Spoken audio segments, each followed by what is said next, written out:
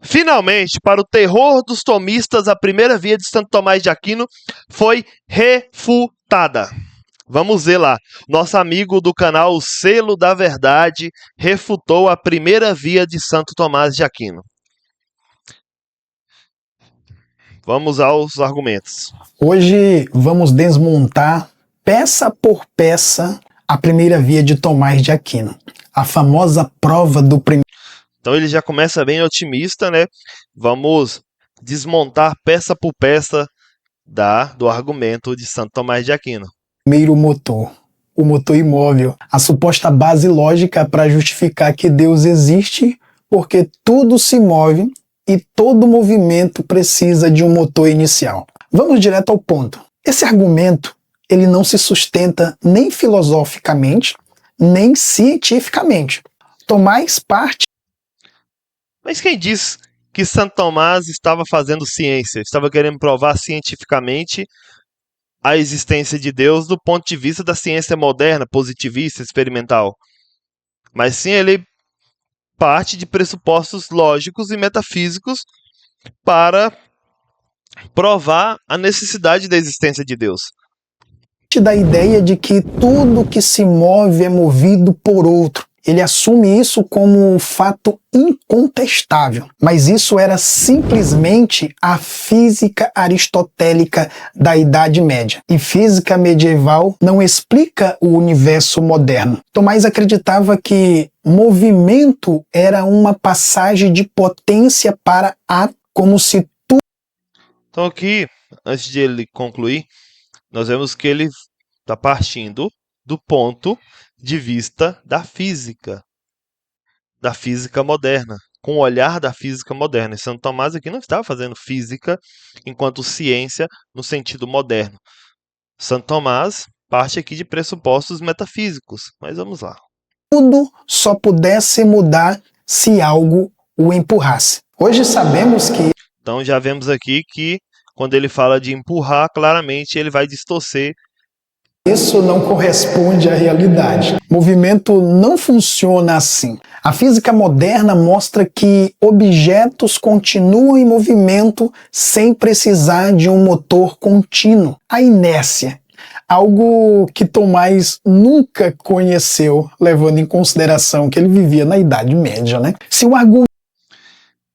Então nós vemos aqui que ele parte apenas do movimento no sentido mais vulgar da palavra, da forma como nós usamos hoje, como a mudança física local, a mudança local, de um local para outro. Eu pego esse bloquinho de notas, coloco aqui nessa mesa, então aqui houve um movimento local, um deslocamento que eu precisei colocar aqui esse objeto. Isso mostra claramente que ele desconhece a noção de movimento, o conceito de movimento que Santo Tomás de Aquino usa aqui e que ele toma lá de Aristóteles. O que é o movimento para Santo Tomás? Há 4 formas de se definir o movimento. Primeiro, o movimento físico, local, né, como acabei de demonstrar.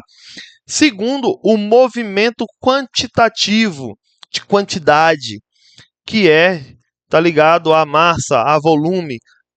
Por exemplo, uma planta quando cresce, está realizando um movimento quantitativo. Nós temos o movimento substancial, que é a geração e corrupção, a passagem ontológica de algo para outro. Por exemplo, uma semente que possui potência para ser uma árvore.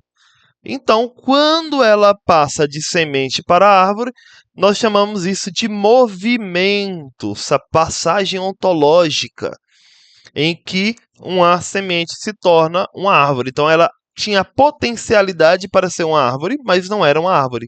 E ela passa a ser, ou seja, se transforma em uma árvore em ato, em perfeição. A outra forma é a qualitativa, que é a mudança de qualidade, não substancial, que é o quê?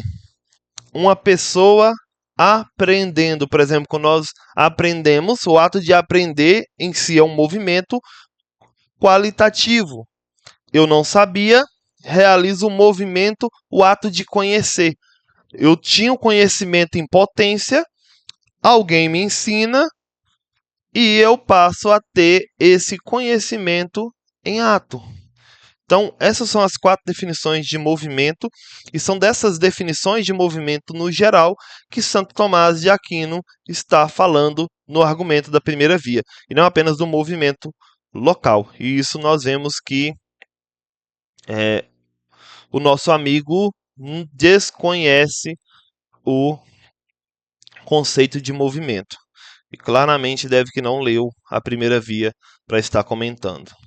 O argumento começa com uma premissa falsa, o resto do castelo cai junto. Depois, Tomás afirma que uma cadeia infinita de motores é impossível, mas ele simplesmente declara isso. Ele não prova, eu vou falar algo aqui, pronto. Ele diz que uma sequência infinita de causas seria absurda. A física e a matemática atuais mostram que sequências infinitas são perfeitamente possíveis. Não há contradição lógica em regressões infinitas. Ele rejeita o infinito porque Aristóteles rejeitou.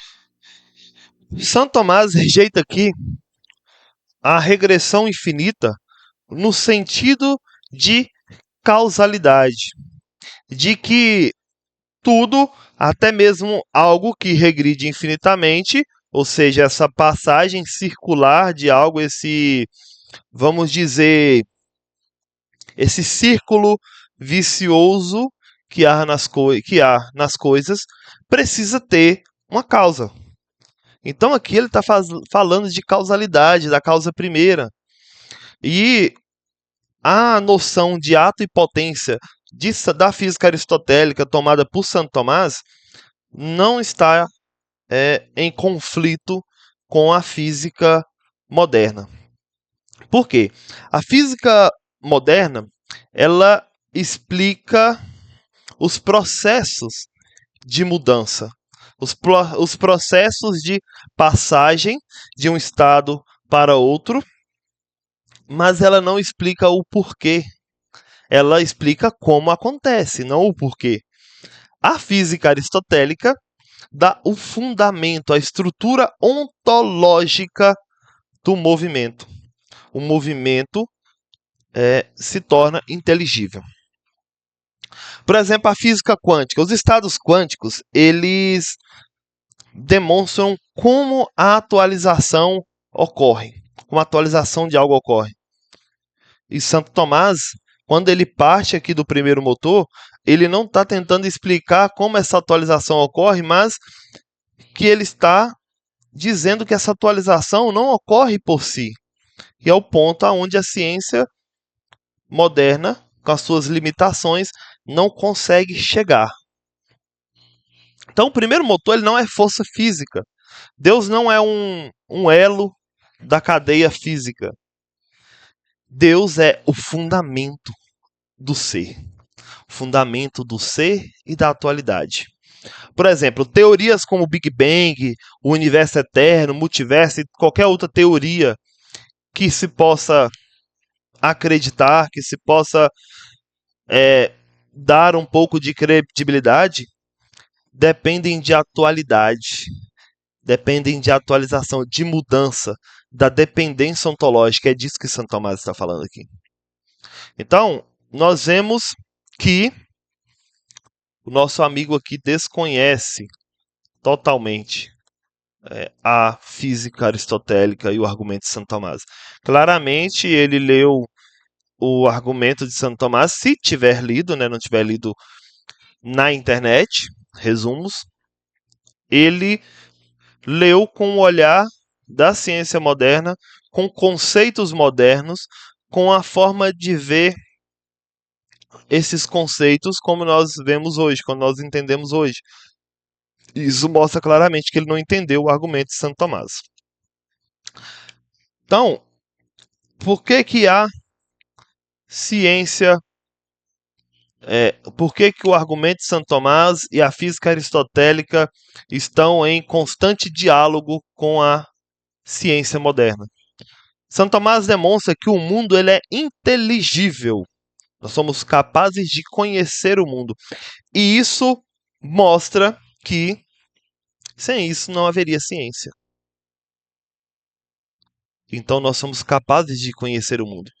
Segundo, que há uma regularidade nas mudanças. Isso é demonstrado na física moderna através das leis da natureza. Então nós vemos que a natureza, tudo segue uma lei fixada. E essa lei precisa ter um legislador, precisa ter alguém que crie essas leis. Elas não podem ser simplesmente frutos do acaso, sendo que não há ordem no acaso, mas caos, né? Então, a distinção entre estados possíveis e estados reais. Então, a física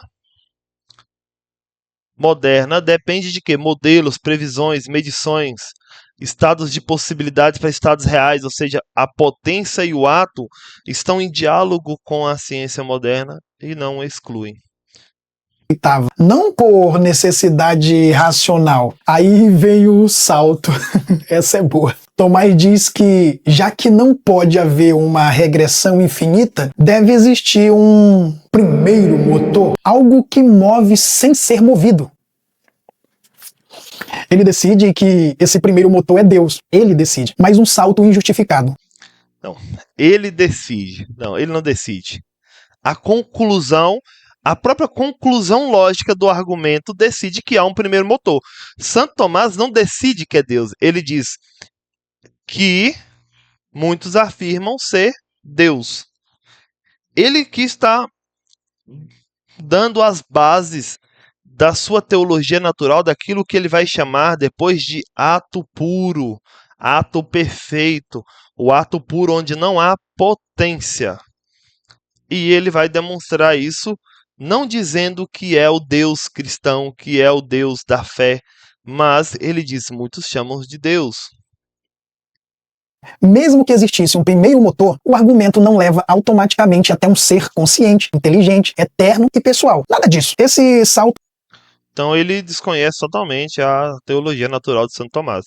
Se ele lesse ali a primeira parte da Suma, onde Santo Tomás fala da essência de Deus, fala das provas da existência, depois fala da essência divina de Deus como ato puro, como da inteligibilidade divina, de tudo mais, ele compreenderia que o que ele está falando é uma bobagem, porque as 5 vias leva a essa teoria lá ao conceito de ato puro, que leva a todo o restante.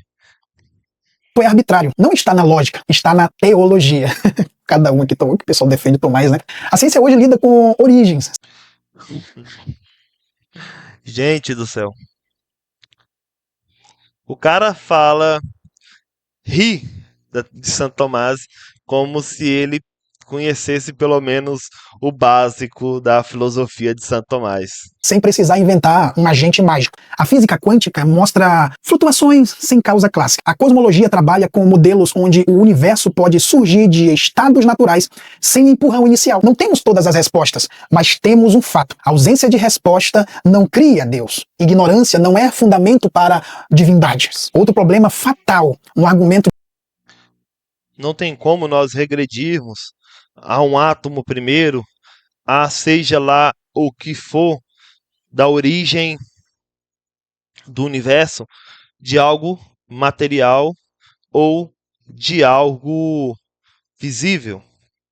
Nós precisamos de uma realidade que seja anterior à material, uma realidade imaterial, não tem como. Nós precisamos de algo que crie. Nós podemos chegar a um átomo primeiro ali, mas aquele átomo primeiro, ele precisou ter uma causa, uma origem, um causador. E esse ato puro, ele não pode estar sujeito à matéria, à corrupção, porque ele precisa ser somente ato, perfeição pura, de onde emanam todas as potencialidades. Então, de onde emana todo o ser. Aqui Santo Tomás vai depois criar sua teoria do ato de ser. A diferença entre a essência, o ato de ser, Ou seja, Deus é o ser. Então, para que exista tudo, precisa existir um ser primeiro que dê o ato de ser as outras coisas. Algo que sustente, que fundamente tudo. Não tem como as coisas passarem a existir do nada, porque do nada não se pode surgir nada.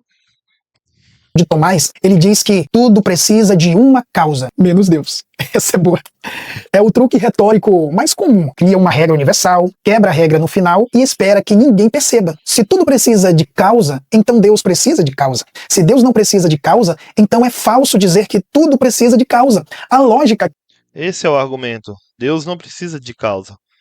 Porque para ele ser o causador, ele não pode ser causa. Porque para ele ter causa, nós regrediríamos até o infinito.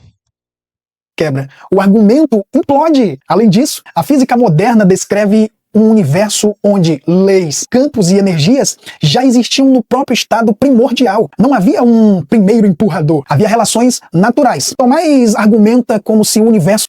Mas como que essas realidades naturais, como que essas leis foram criadas, como que elas surgiram?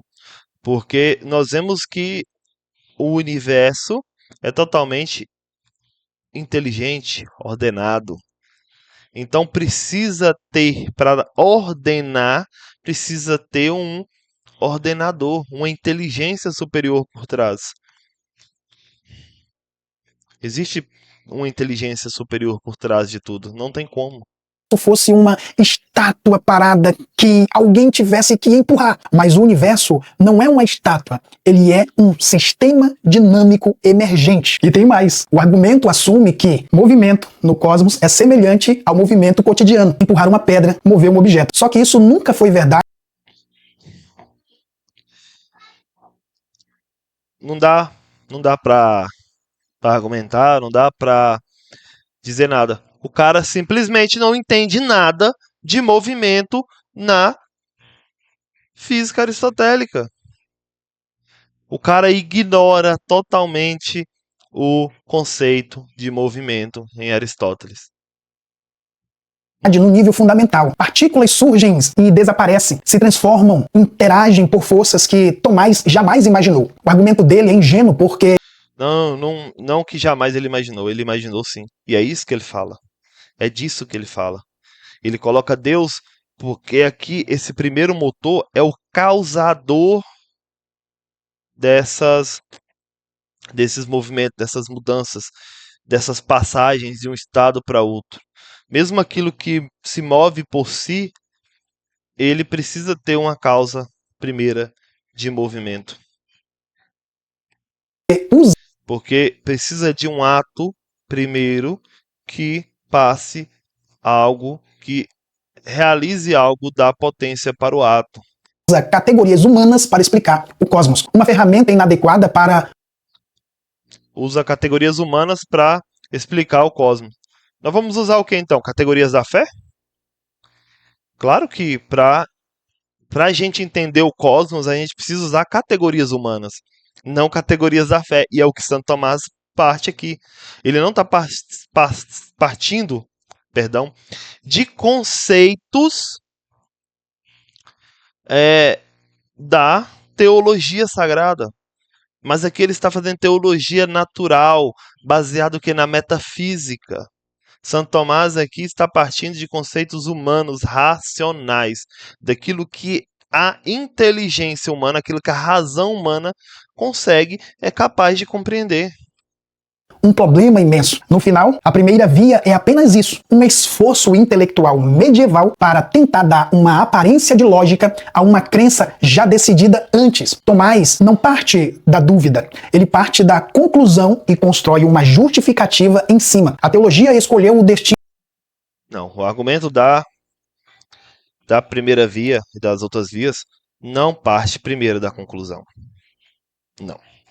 Santo Tomás não inventa uma teoria para dar uma resposta a uma conclusão. Santo Tomás aqui está fazendo filosofia. Ele está questionando. Santo Tomás parte de argumentos contrários para sintetizar tudo isso para chegar a uma conclusão. Santo Tomás, primeiramente, não simplesmente copiou Aristóteles.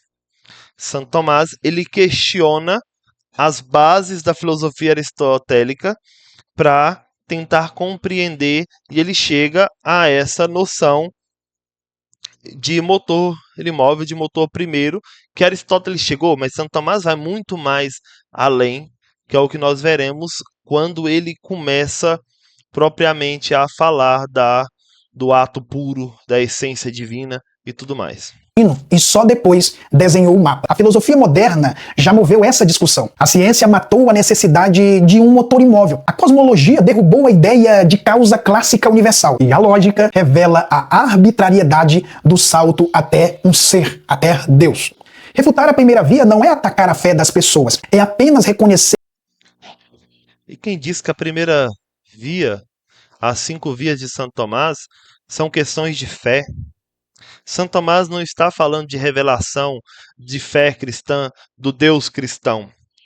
Santo Tomás não está aqui falando de um Deus que é o Deus cristão, na pessoa de Jesus Cristo.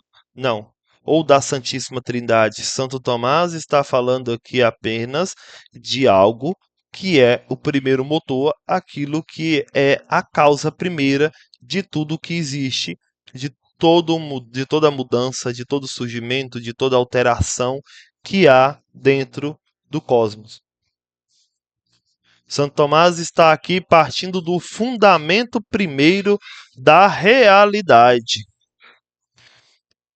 Que argumentos medievais não explicam um universo que funciona por leis naturais, não por motores invisíveis. É olhar para a realidade e admitir: essa prova não prova nada. Tomás de Aquino tentou provar Deus com um argumento baseado em física errada, lógica quebrada e suposições gratuitas. A primeira via só funciona para quem aceita Aristóteles como verdade absoluta. Tudo que se move precisa ser movido por outro? Falso. A física moderna esfrega a inércia na cara dessa suposta ideia. Regressão infinita é impossível? Afirmação gratuita. Não prova nada. Só repete Aristóteles. Aí vem o salto mortal, já que não pode haver cadeia infinita. Existe um primeiro motor.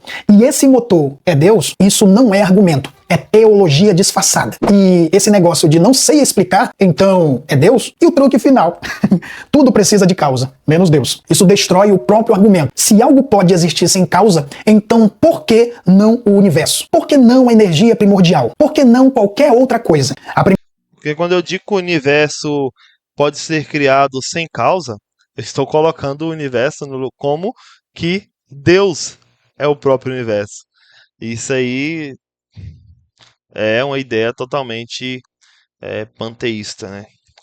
Mas de toda forma, eu falar que o universo não tem causa, o universo em si é o próprio Deus, o próprio primeiro motor. Primeira via é um enfeite filosófico medieval. Parece profunda, mas cai no primeiro contato com ciência, lógica ou honestidade intelectual. É um argumento baseado em ignorância, não em evidências. Se Deus dependesse disso tudo, desse tipo de argumento para existir, então ele não existia. Gente, isso é fato, isso é uma verdade incontestável. Tomás viveu em uma época totalmente diferente da nossa. Então, tudo avança, a tecnologia avança, a ciência avança, a sociedade avança, na medida que a ciência está avançando, as descobertas vêm cada dia mais. A física avançou, a matemática avançou, tudo avançou. Aquilo que a gente falou ainda há pouco, né? Criaram-se primeiro o destino. Aqui nós vemos claramente o que mais fazem hoje em dia, que é criar argumentos contra uma teoria, contra algo, sem ter o conhecimento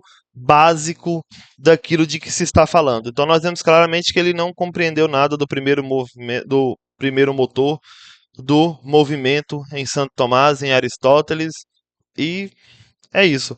Não tem base o que ele está falando. Nós vemos claramente o desconhecimento dele da filosofia de Santo Tomás e de Aristóteles. Claramente que ele não leu, não conhece a filosofia de Aristóteles.